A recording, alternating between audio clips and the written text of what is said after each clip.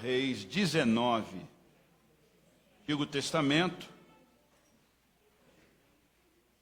1 Reis 19, verso 11 e 12. Olha que coisa maravilhosa que nós temos nessa manhã. Quero que Deus fale com você. Preste atenção. Hoje nós vamos refletir com uma pergunta e uma afirmação. Como encontrar Deus? De que forma ele pode ser notado, percebido, visto, sentido? Como você acha que Deus pode falar com você? De que maneira Deus pode ser encontrado? O texto que vai servir de base para a nossa reflexão é a história de Elias. E olha o que acontece com Elias aqui. Disse-lhe Deus: sai e põe-te neste monte perante o Senhor. Eis que passava o Senhor, e um grande e forte vento fendia os montes, e despedaçava as penhas diante do Senhor. Porém o Senhor não estava no vento. Depois do vento, um terremoto, mas o Senhor não estava no terremoto. Depois do terremoto, um fogo, mas o Senhor não estava no fogo. E depois do fogo, um cício tranquilo e suave. E aí sim, Elias percebe a presença de Deus. Eu sou apaixonado por temporal. Esses dias, uma semana que nós ficamos na chácara, numa das madrugadas, os coqueiros e as árvores balançaram, um forte vento trouxe uma tempestade. Todo temporal me fascina. Eu gostaria de trabalhar naquele programa Em Busca de Tempestades, onde eles chegam perto dos raios. Eu tenho o privilégio de morar numa casa com um terraço, e quando o tempo arma, eu subo e fico ali admirando aquele encontro das nuvens. Gosto demais. Mas aqui acontece a mesma coisa. Elias, um homem que estava acostumado a grandes embates, Elias que estava envolvido com grandes coisas de guerra, está agora vivendo um período de depressão e de medo. Elias está na caverna, e sobre a palavra de Jezabel, depois que ele mata os profetas de Baal, ele então recebe da mulher do rei, Jezabel, mulher de Acabe, que ela ia destruir a vida de Elias como Elias destruiu a vida dos profetas. E Elias aqui então está em busca de uma resposta de Deus, de algo que pudesse vir ao encontro do seu coração.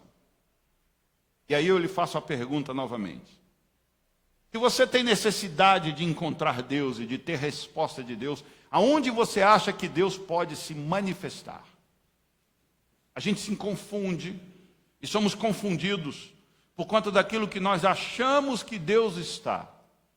E muita coisa nos confunde e nos perdemos sobre a voz de Deus.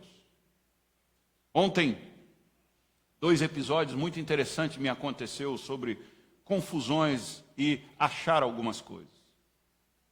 Nosso irmão Bruno trouxe 3 amigos para conversar comigo, e eles tinham respostas sobre o catolicismo e o protestantismo.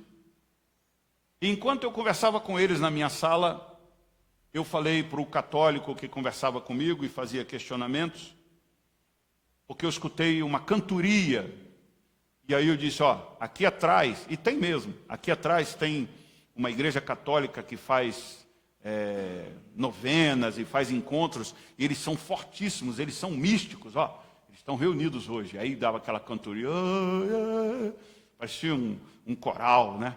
Falei, eles estão aí, eles estão reunidos aí. Depois eu me dei conta que não era o movimento da igreja católica, é o nosso coral. Pode rir. E aí eu não sei se isso é bom ou se isso é ruim, né? Porque o nosso coral parecia uma igreja católica. Obviamente, é porque era um vocal, né? Treinando para o nosso aniversário. Aí logo depois o coral terminou e veio a reunião de mulheres. As mulheres se reuniram lá atrás. Eu continuei na minha sala lá em cima. E de repente eu estou escutando uma gargalhada, um riso, um pessoal animado. Eu falei, nossa, as mulheres estão melhor do que a Macholândia. E aí depois, de repente, eu escutei alguns palavrões. Eu falei, nossa, as mulheres estão pior do que a Macholândia. E aí eu fiquei atento, e eu preparando este sermão aqui, e eu falei, nossa, as mulheres estão pior do que a Macholândia. Aí depois que eu me dei conta, nunca tinha acontecido isso. Aqui na casa, parede com parede da igreja, estava tendo uma reunião de família com jogo de truco. Onde tem jogo de truco, você sabe o que tem, né? Gritaria e palavrão, disputa. Eu falei, nossa, graças a Deus, não são as mulheres da igreja. Isso tudo mostra como nós nos confundimos sobre vozes, sobre aquilo que nós buscamos. E Elias não é diferente da gente. Elias é um homem como nós. Tiago diz isso na sua epístola. A gente pode orar, porque Elias era um homem sujeito às mesmas paixões que nós. E tendo orado, não choveu por 3 anos. O que Tiago nos aponta na sua epístola? E o que eu quero mostrar nessa manhã? De que as afeições de Elias, o grande profeta, que acaba com Baal, é um homem que tem os mesmos sentimentos que eu e você temos.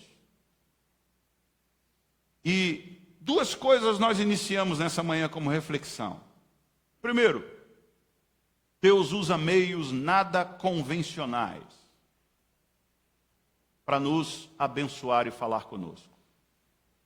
Em 1 Reis 17:4, Deus já havia dado a Elias a profecia de que não choveria, e choveria, sobre a palavra de Elias. E Elias vai para Acabe e diz assim, 3 anos a terra vai entrar em secura. E só vai chover quando eu mandar. Mas Deus, quando fala para Elias dizer isto, Deus também manda Elias para junto do ribeiro de Querite, riacho. E diz, beba da água do riacho, e os corvos alimentarão você. 2 coisas interessantes, nada convencionais.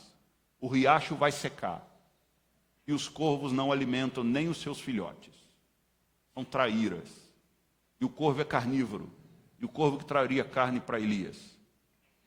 E Deus está ensinando para Elias confiar no que Deus diz e não naquilo que Elias vê.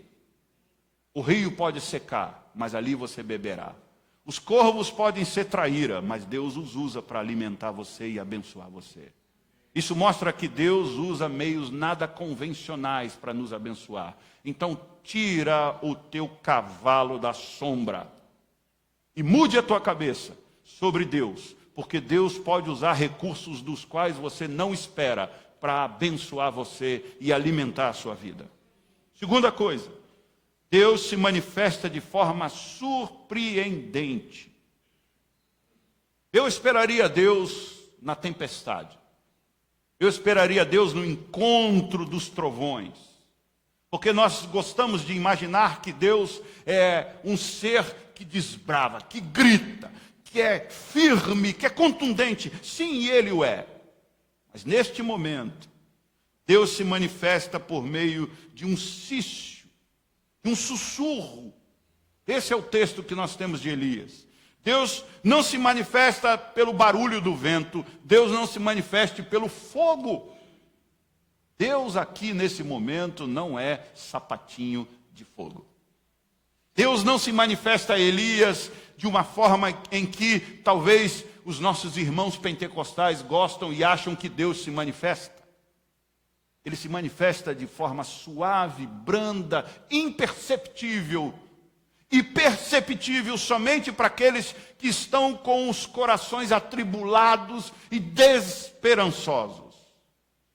Eu particularmente creio, piamente, de que Deus não fala só através do pastor. de que Deus não fala só através dos cânticos.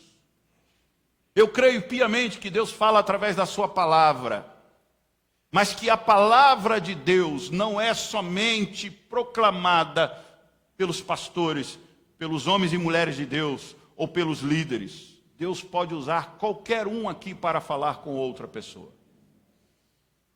Numa igreja que eu pastoreava, antes do culto, tinha sempre um momento de café, como tem aqui. E o povo chegava, e o povo começava a mexer na mesa do café, e o povo ficava naquela conversa uns com os outros. E eu dizia, preste atenção, porque Deus pode falar com você através de um irmão pegando o café. Assim como certa feita, alguém falou comigo no ônibus em que eu fazia uma viagem intermunicipal no Rio de Janeiro. Saindo do centro do Rio de Janeiro e indo para a minha cidade, no interior do Rio de Janeiro. Eu com o coração absolutamente atribulado, por conta de grandes acontecimentos que minha vida estava tendo, e que estava virando a minha vida de perna para o ar, como se diz numa linguagem popular. E que a tamanha bagunça que a minha vida estava sendo envolvida, e com desarranjos, e com coisas sendo desfeitas, eu me assento ao lado de uma senhorinha, que quando o ônibus se avança, e ela era uma senhora católica, porque parecia ser uma freira, por causa dos seus hábitos, e quando o ônibus arranca e a janela aberta faz aquela ventania que balança a cortina, ela, sem olhar na minha cara, ela fecha a janela falando, nossa, o vento faz um barulho, o vento às vezes espalham coisas. E ela não olhava para mim.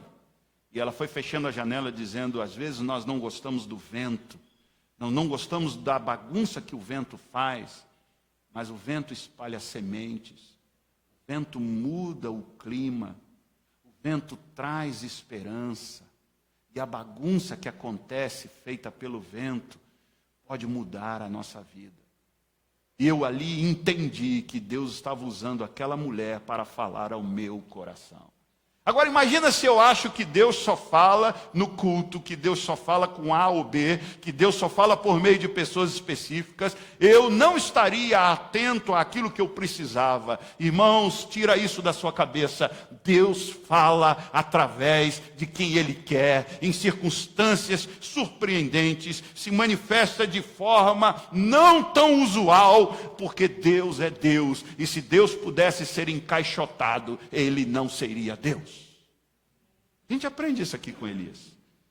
Imagina Elias esperando Deus falar através de grande tempestade. Não, Deus só fala pelo fogo, porque Deus é fogo consumidor. Não, Deus fala pelo vento, pela tempestade. Deus fala por A ou por B. Elias não ia perceber o sício. A forma surpreendente de Deus falar com ele foi pela quietude, foi pela brandura, foi pelo um vento suave. Salmista, Salmo 46, verso 10, diz, aquietai-vos e sabei que eu sou Deus. Sou exaltado entre as nações, sou exaltado na terra. Certa feita, ainda com o coração atribulado, e o coração nosso ele atribula, vai e volta, né? A gente tem semanas de quietude, tem semanas de inquietude, tem dias que a gente está tranquilo, tem dias que a gente está angustiado. Eu sabendo que Deus pode se revelar de uma forma branda e suave, quando todos em casa estavam dormindo, eu então peguei um livro, com a esperança de Deus falar comigo, e disse, Deus, fala através desses textos, fala ao meu coração, enche a minha alma, Senhor, de esperança, eu preciso renovar as minhas forças. E já era por volta de 11h30, meia-noite. E ali, então, uma noite fria, eu estava lendo sobre a luz do meu abajur, ouvindo a respiração da Sandra dormindo, casa naquela quietude. Quantas noites eu tive de atribulações na madrugada, quantas noites eu fui assaltado por medos e por pânicos, como o rei Davi. E ali então naquele livro, eu fui lendo aqueles textos e aquilo foi entrando no meu coração, e eu fui sentindo uma paz enorme naquela brandura, e eu me levantei para fazer um chá. Estava muito frio. Eu fui à cozinha, esquentei uma água, fiz o chá, e ali eu tomando o chá, Deus foi falando ao meu coração e eu fui bebendo chá. Eu dormi em paz e em segurança depois de Deus ter falado ao meu coração. Mas Deus faz coisas surpreendentes. No dia seguinte eu ligo para um pastor amigo meu, lá no Ceará. E ele, conversando comigo no telefone, eu disse, meu irmão, como é que estão as coisas? Ele disse, olha meu filho, ele tem um jeito diferente de falar, está tudo em paz. Mas eu queria lhe dizer uma coisa. Sabe aquelas coisas? Eis que nessa noite eu tomei um chá contigo e falei ao teu coração. Eu não sei o que você pensa sobre isso, mas eu não desprezo de forma alguma essas coisas. Eu não as valorizo. Eu não as coloco em primeiro lugar e não vou atrás dessas pessoas para que Deus fale comigo, porque Deus fala através da sua palavra, mas Deus quis dizer para mim que Ele falou mesmo através daquelas palavras. Deus fala de forma surpreendente. Você precisa estar aberto para isso. Imagina se Elias fosse que nem nós, dizendo, Deus só fala assim, Deus só fala assado. Ele não perceberia a sutileza de Deus, a simplicidade de Deus, porque Deus é simples, Deus é sutil. Elias encontrou na brisa gostosa, suave, o cício, a voz de Deus. Por isso que eu gosto muito de tirar dias tranquilos. Sei que Deus pode falar no meio da correria, como falou através de um motoboy andando em velocidade comigo. Já contei para vocês. Deus fala através e de meios surpreendentes de como Ele quiser, mas se nós quisermos que Ele fale profundamente ao nosso coração, nós precisamos aprender a buscar Deus e precisamos tirar de nós todo preconceito sobre Deus. Agora, o que esse acontecimento nos ensina? Olha que coisa louca, surpreendente, que Deus foi me mostrando nesse pequeno texto do cício da brisa. Primeiro, que Deus é suave quando estamos quebrados. Deus é suave. Mateus 12, 20, Jesus diz o seguinte, baseado em Isaías. Jesus, é o texto de Mateus 12, 20, não esmagará a cana quebrada, nem apagará a torcida que fumega, até que faça vencedor o juízo. Jesus está dizendo o seguinte, que Ele não quebra o que já está quebrado. Ele não pisa no que está sofrido. Elias está na caverna em depressão, Elias está na caverna com medo, Elias enfrenta 300 profetas de Baal, mas não resiste à palavra de uma mulher. Elias está em profunda dor e sentimento, e sabe o que Elias nos ensina? Que Deus sabe de todos os seus medos e dos seus traumas, Deus sabe exatamente onde o calo aperta, e Deus tem paciência com você. Por isso que ele diz em Mateus 11, 29, tomai sobre vós o meu jugo e aprendei de mim, porque sou manso e humilde de coração. E achareis descanso para a vossa alma.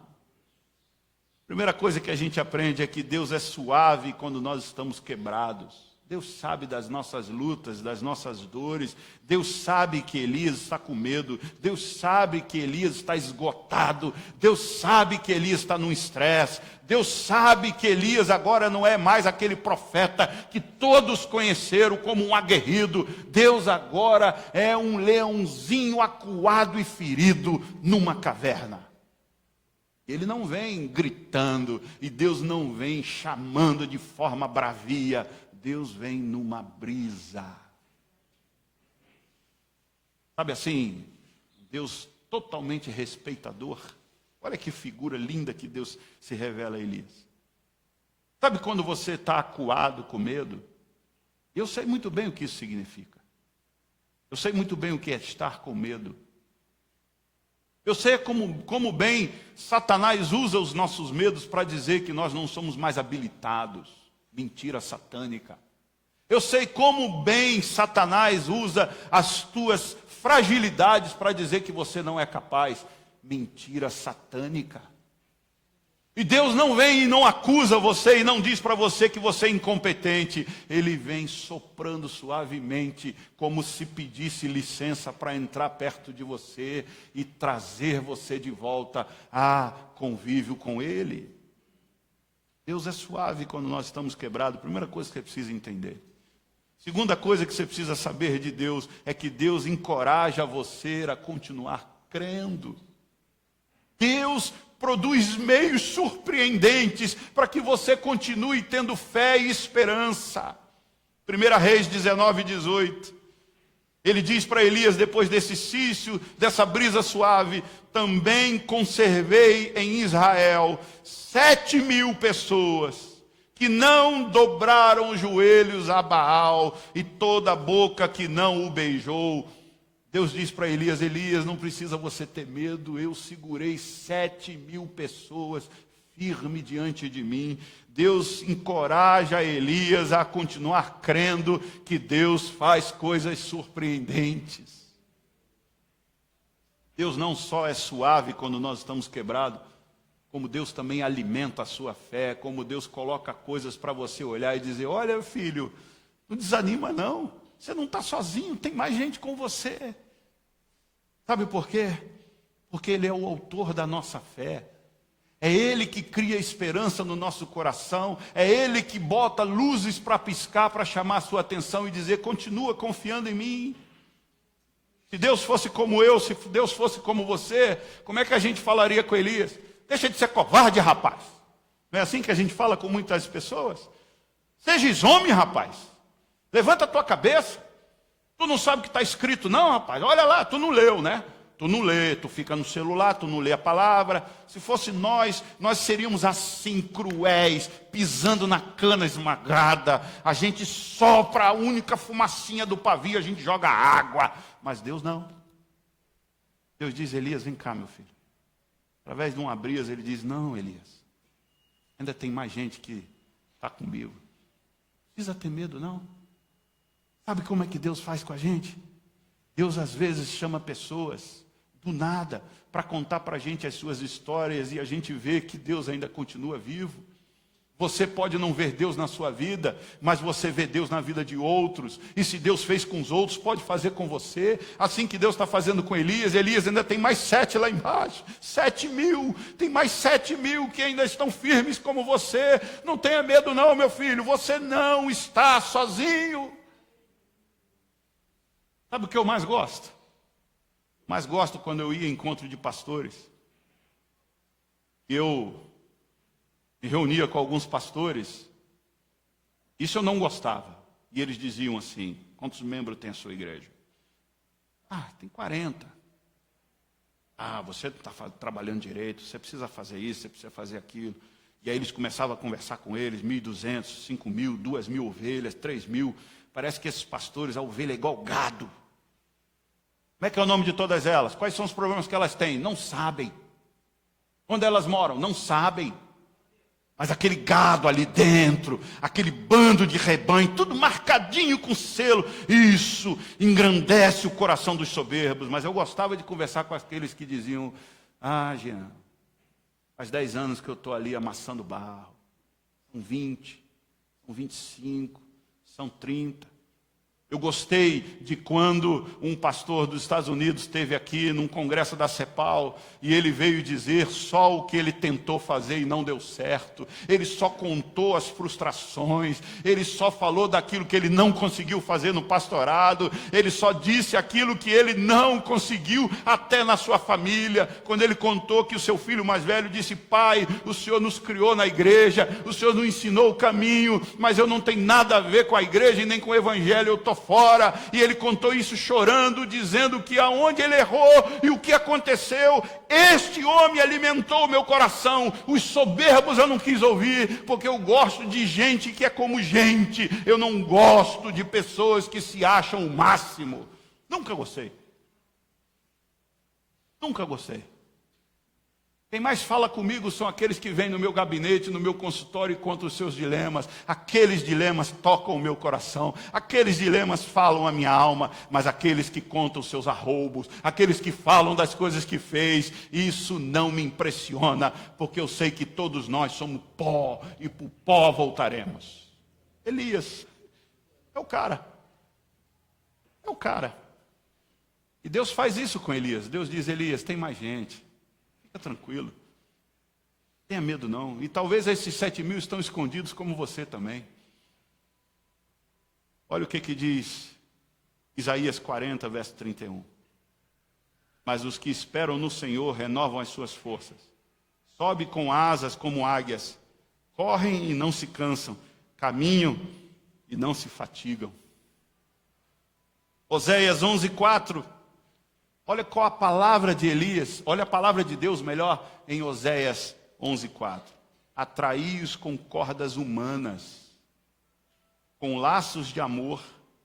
Fui para eles como quem alivia o jugo de sobre as suas queixadas, e me inclinei para dar-lhes de comer. Olha o que Oséias está dizendo através da boca de Deus. Atraí vocês, a nação de Israel, com cordas humanas. Deus cria meios humanos para nos atrair. Deus cria situações humanas para mostrar que Ele te ama. Você às vezes fica querendo ver e ouvir Deus através de coisas surpreendentes, e Deus está através das pessoas que estão ao seu lado e você não viu. Deus está falando por pessoas de forma simples, através de situações corriqueiras, cotidianas, e você não percebeu. Quantas coisas Deus fez na sua vida através de situações corriqueiras, e você disse: coisas da vida, são coisas normais, e você não percebe, e era Deus que estava ali agindo através daquele ímpio que for. Porque Deus é o Senhor sobre todas as coisas. Pasmem.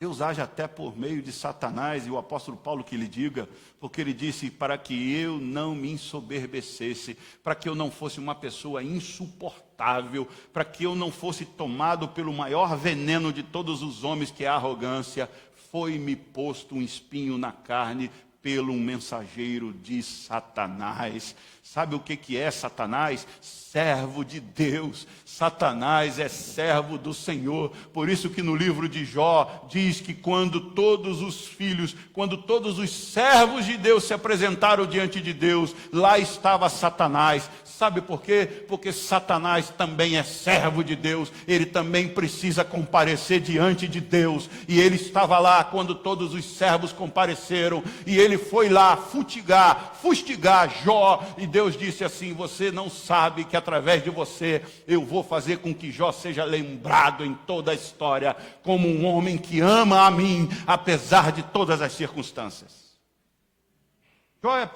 Satanás é apenas um carteiro de Deus. Nada mais do que isso. E os crentes ficam tudo com medinho de Satanás, né? O diabo.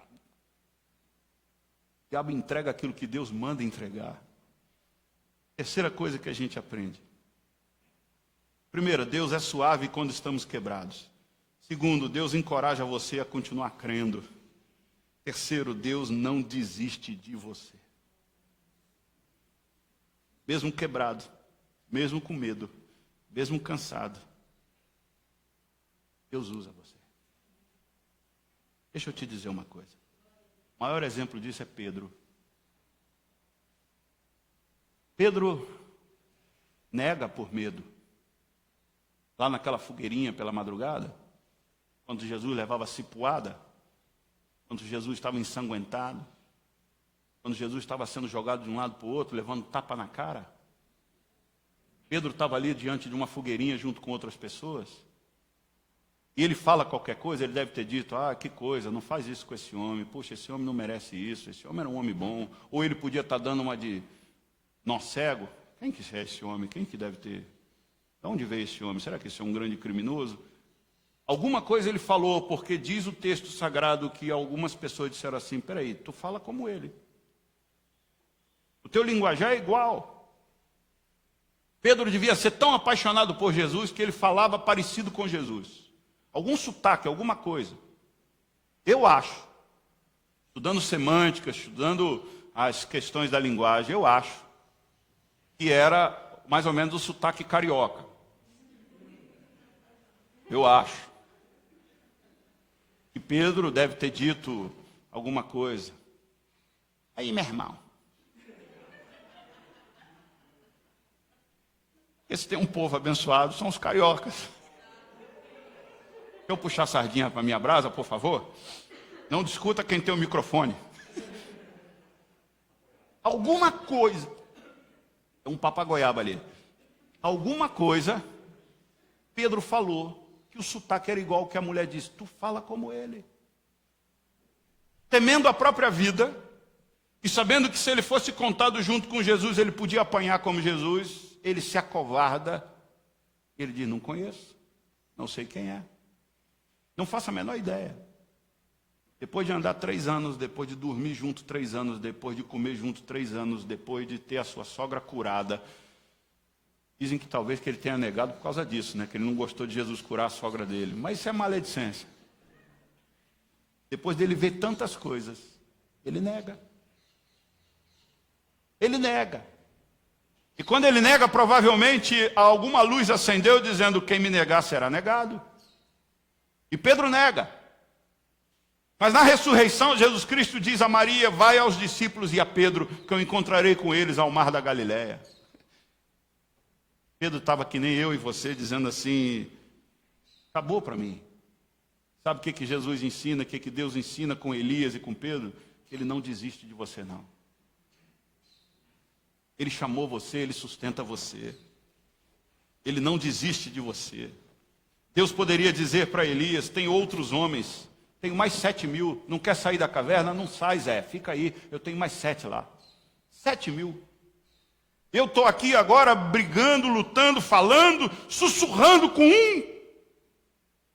Por isso, em Mateus 18 a gente tem Jesus dizendo o seguinte, que vos parece?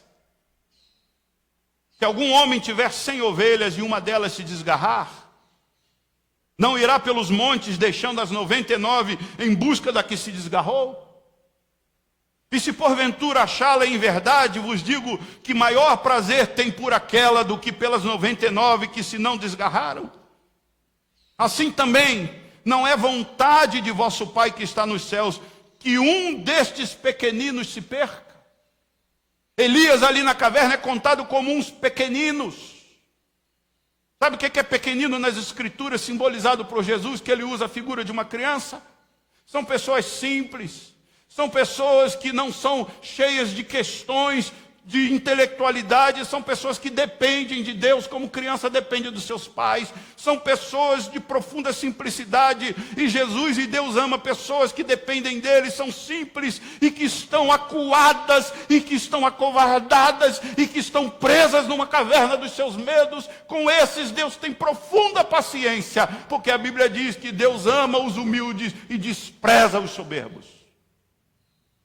Sabe aquelas pessoas que sabem, Deus diz, então se vira sozinho. Mas aquelas que dizem, Senhor, eu tenho medo, o que vai acontecer? Deus fala, sussurrando no ouvido, vamos meu filho, eu estou contigo, não tenha medo, porque eu sou o teu Deus, porque Deus ama aquela ovelha que se perde, Deus ama aquela ovelha que se desgarra, Deus ama aquela ovelha que depende dele, que não sabe voltar para casa, Deus ama essas pessoas. Eu procuro amar também. Meu empreendimento para o ano que vem é tentar trabalhar com o presbitério, com pastores. Não tem raça pior para trabalhar do que pastor. Porque pastor acha que sabe tudo. E eu gosto de pastores que parece que estão perdendo a batalha. 2 pastores do nosso presbitério, ano que vem, não continuarão nas suas igrejas. Na última reunião do presbitério foi apresentado que eles precisam de campo, estão sem campo. Quando eu fitei os seus olhos, eu vi 2 homens acuados. 2 homens que parece que estão perdendo a batalha. 2 homens que entraram para a minha lista, para que eu os procure e tome um café com eles, para que eles abram os seus corações. Eu gosto demais do ministério do falecido Eugene Peterson. Toda terça-feira se reuniam com pastores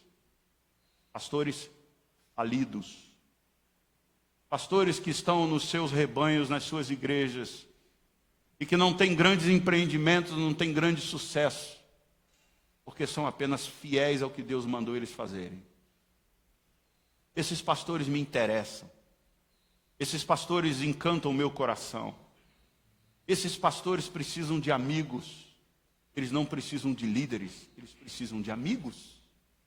Eles precisam de pessoas que os amem e que não cobrem deles grandes resultados.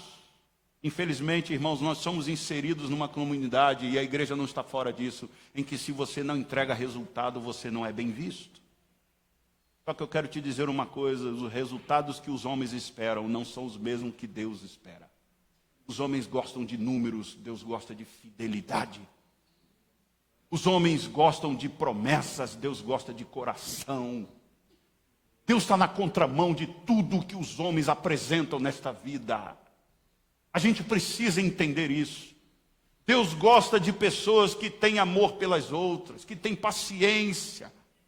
Porque Deus sabe que nós somos pó. Deus conhece as nossas fraquezas. É o salmo que nós lemos na abertura deste culto. Deus tem paciência comigo, tem paciência com você. E eu quero ir terminando por uma história lindíssima de um sistema que não é diretamente dito por Deus, mas é um ensinamento para todos nós. E atente para isso que eu já estou terminando. No livro de Gênesis, capítulo 33, verso 12 a 14. A gente tem um ensinamento grandioso aqui. Jacó vai encontrar com seu irmão Esaú.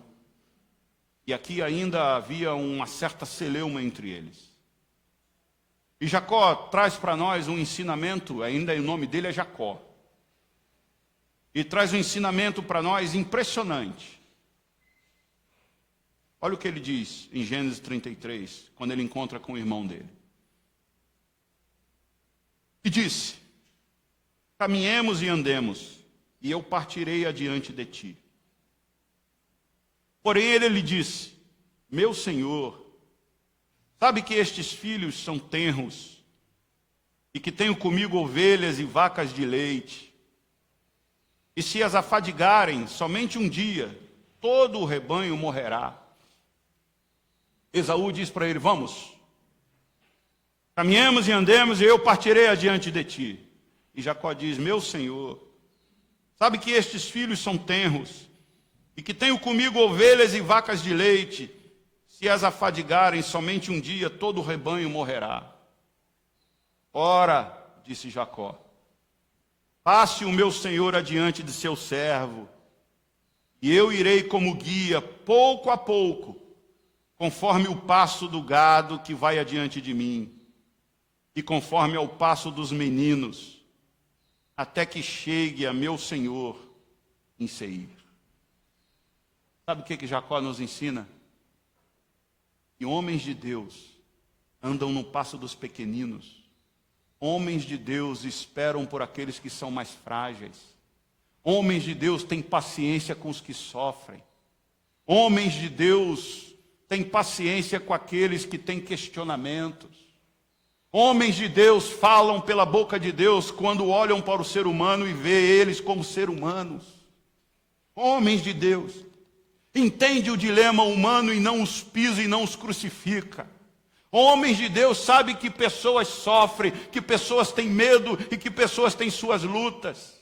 E assim como Jesus deixa 99 no curral e desce a ribanceira para pegar uma só que se perdeu, significa de que Deus não descarta você. Deus não é um Deus de rebanho, Deus não é um Deus de gado. Deus é Deus de gente, de pessoas que têm nome, que têm história, que têm vida, que têm luta, que têm medo.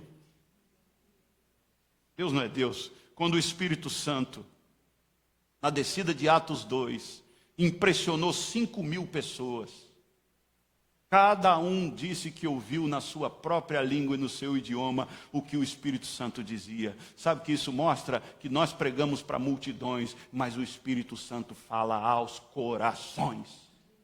Espírito Santo não fala multidão, o Espírito Santo fala indivíduos, o Espírito Santo fala a pessoas. E sabe, homens e mulheres de Deus olham nos olhos dos outros e digam: filho, filha, pode falar, porque todo o tempo do mundo é dado por Deus para você. Eu tenho paciência com você, eu tenho amor por você. Essa é a igreja que eu sonho, que os membros tenham paciência uns com os outros, que os membros entendam a dor do outro, que os membros se consolem uns aos outros. Eu tenho pavor, eu tenho medo de igreja como gado, eu gosto de igreja como ovelha, e ovelha é simples, e ovelha é medrosa, e a ovelha não tem faro, a ovelha precisa de ajuda. É isso que eu sonho.